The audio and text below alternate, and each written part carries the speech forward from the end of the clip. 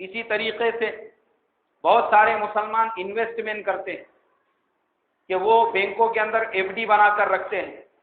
कोई 5 लाख की एफडी बनाता है, कोई 10 लाख की बनाता है, कोई 5 साल के लिए एफडी बनाता है तो कोई 10 साल के लिए बनाता है।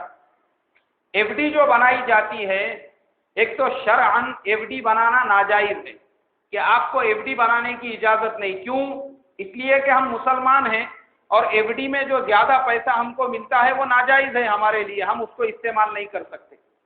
लेकिन अगर किसी को डर था कि घर में चोरी हो जाएंगी या हम लोग कहीं बाहर गांव चले जाते हैं, घर में कोई नहीं होता है, ऐसे टाइम पे किसी ने ताला वाला तोड़ दिया, वो डर की वजह से अगर किसी ने एफडी बनाकर रखी है तो अब वो जो एफडी है हर साल आदमी उसका हिसाब करेगा।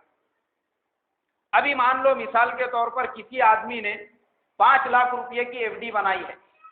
1 साल के बाद जब वो हिसाब करने बैठेगा तो चूंकि बैंक जो है वो 9% और 10% के हिसाब से आदमी को इंटरेस्ट देते हैं।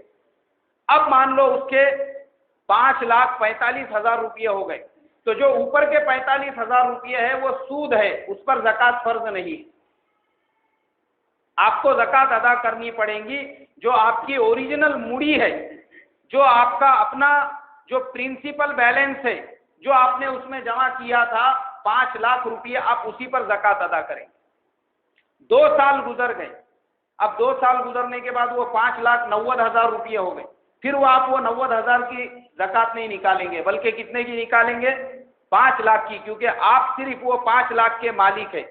वो 90,000 तो आपको इस्तेमाल करना भी नाजायज है। तो एफडी जो बैंक में होती है, जो ओरिजिनल अमाउंट आपका है, जो आपने वहां पर जमा किया हुआ है, ज़कात आप सिर्फ उसकी निकालेंगे। ऊपर जितना इंटरेस्ट हो रहा है उस पर ज़कात फर्ज नहीं है। क्यों? इसलिए कि आप खुद वो इंटरेस्ट के मालिक नहीं है। आप जिसके मालिक है उसी की आप पर ज़कात फर्ज है, जो आपके कब्जे में है।